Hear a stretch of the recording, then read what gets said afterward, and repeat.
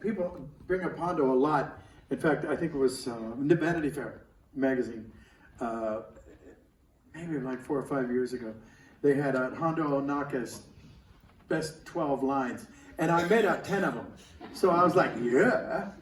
But one of mine is when he was being challenged to do some physical thing, and if you may recall this, and he said, well, I may not be as young as I once was, but I'm older. and that seemed like good news at the time. So. But yeah, well, thanks for noticing him. Little bonus Tigger in there. Harley Quinn, can we go up to Harley Quinn already? Hi Jim, my name is Amber and my favourite dessert is just chocolate cake. Ah. Love it, just any kind. Well, did you bring some to share? I wish I did, I'll go get some if you want. My question is, of course, there's many people you've worked with, including, of course, the Sinatra voiceover Mel Blanc and the Beatles voiceover Frank Welker. I was wondering, during your time working on the G1 Transformers cartoon, what was it like to work, if you remember, with Wally Burr? Because I know everyone has something to say about him, whether it's good or bad. Oh, well, yeah, it was great. The funny thing about Wally's place is his studio was right next to a railroad track. So, you know, you'd be going, well, look out. Okay, so hold on, we can't do it. And the 605 goes rolling past the door. And then you could go. But it would always, it was crazy because he had these noise gates and then these filters. And Transformers, you're yelling anyway, look out, you know, then you're dying. And he just would have these noise gates on. So any regular yelling, he had to do it 10 times louder and longer and everything. But he was a great guy.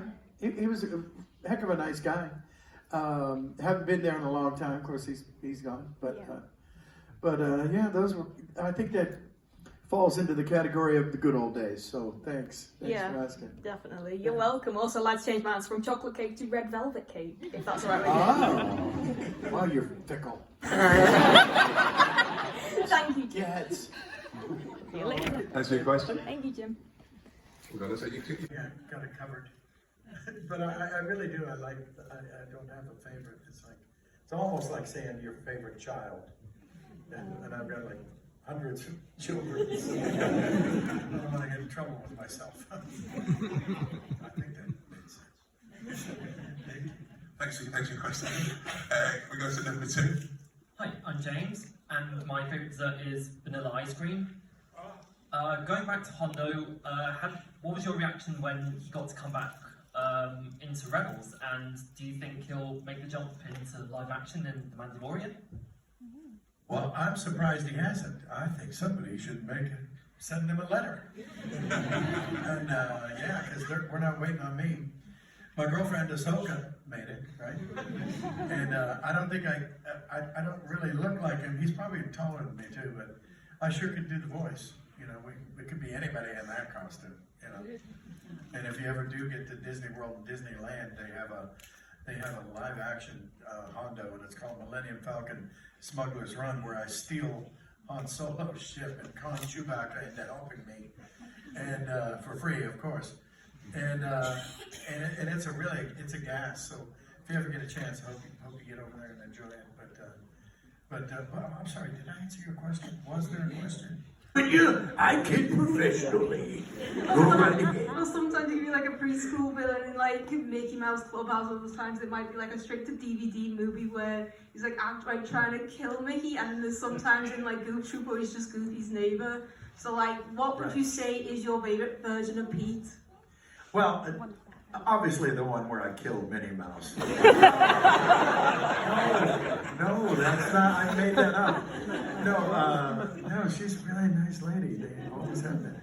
But yeah, I remember that. And I remember we were doing Three Musketeers. Yes. Yeah, and Donovan was adamant. He was saying things like, well, I'm gonna get her and kill her till she's dead. You know, and I was like, we can't say that. No, it's Minnie, for crying out loud. And so we kind of talked him down off that cliff, but it was pretty thorny for a while. I didn't know that story got out there, but apparently it did. But yeah, but Minnie's fine. Yeah, actually, you know, my friend Caitlin does her voice at this point from the great Lucy Taylor. And she's got a sore throat, if that counts, but other than that, she's fine. I'm trying to drown Mickey though in that movie. Yes, I know. Well, he was begging for it. Let's It's a B-side. Thanks for your I've got a dark, post-apocalyptic version with the most evil and sordid version of Dr. Robotnik. Could see the good self. Thank you. I was curious, having rewatched it recently, how much of the difference came from studio sort of informant, like direction, how much of it was informed by the story, how did you pull together your voice to make that different version? Yeah, I don't think I saw the Canadian one. I don't think I saw it first. But they just approached me and just said, well, he's a bad guy and he's this and that, and I infused in some kind of, I don't know, creepy aspect to it because it would. Wait a minute, did you say there are prisoners? Oh, prisoners are good. You know, because God only knows what he does with prisoners. But, you know, so everybody thought, and Kath Soucie was in that show, a great lady, very talented actress, and it used to give her the creeps. She said, oh, don't do that when you're next to me. And I go, okay. But, you know, it all came out in the wash, right? It was awesome. Thanks so much. Oh, my pleasure. Thanks for your question. We'll go to the riddle. Sing the whole song. It's kind of sad because everybody thought, oh, Winnie the Pooh, well, yeah, I've seen that one. No, you haven't. It's new. But everybody thought it was Winnie the Pooh and Tigger 2, or Winnie the Pooh and A Day for Eeyore, or Winnie the, you know, because of the first three originals. So a lot of people they didn't see it because of that.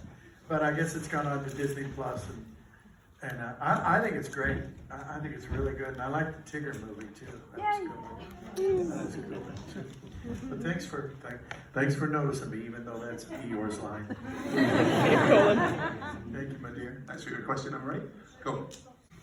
Character from Liverpool Comic Con. Paul McCartney. He really is. But from my favorite character from Liverpool Comic Con, I'd say have to be that little princess girl I'm looking at right now. Tasmania back in the 90s. How did that opportunity sort of come about, you know, to start voicing Taz? And you also sung the theme song with Jess Hartnell. Sure. And you voiced some of the other characters. And Dorian Harewood, he was in there. He bought the Tasmania. Yeah, I was the lead singer for the California Raisins, which is an old commercial over in the States and everything. And Dorian and I sang a lot. He was one of them too. And so they recruited us to do the theme song, and I said, well, Jess sings his butt off, and so does Dorian, so that's how that came about. Was that a question in there? I can't ever remember what you said. It was just sort of, you know, you voiced a lot of the other characters. Oh, yeah. Just, was that your first time, like, voicing Taz? And sort of, how did that opportunity come about, you know, to start voicing the character? Yeah, well, it was interesting because Mel Blanc, obviously, the great Mel Blanc, was the originator, and he was gone for a long, long time. And you know what's weird is apparently until we made 65 episodes of Tasmania, there were only 5 Tasmanian Devil cartoons. And to me, if you'd have asked me, because I mean they were out when I was a kid, obviously, but I would have thought there were like 20 or 30, but there was 5. Because you know when you're that young, I think you see them over and over again. It doesn't even bother you. You know, it's still fresh. And then we finally got there, and we ended up doing 65, and now hopefully they'll be out there bothering people forever, you know, at this point.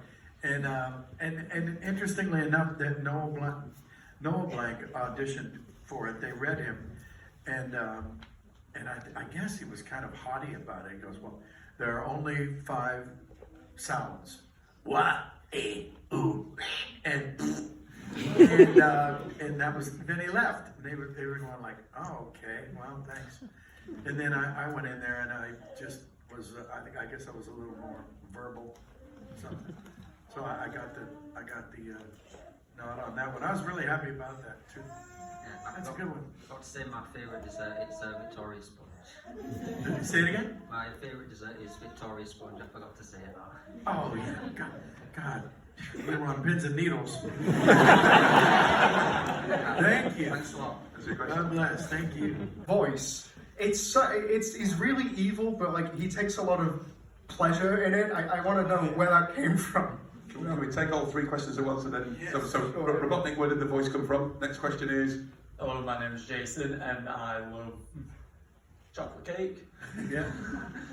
So.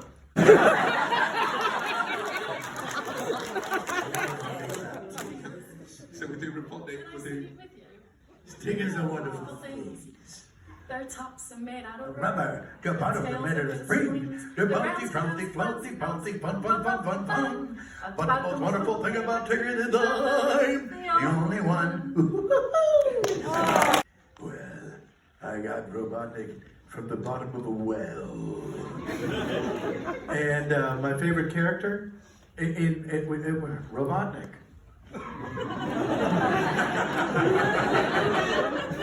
Perfect.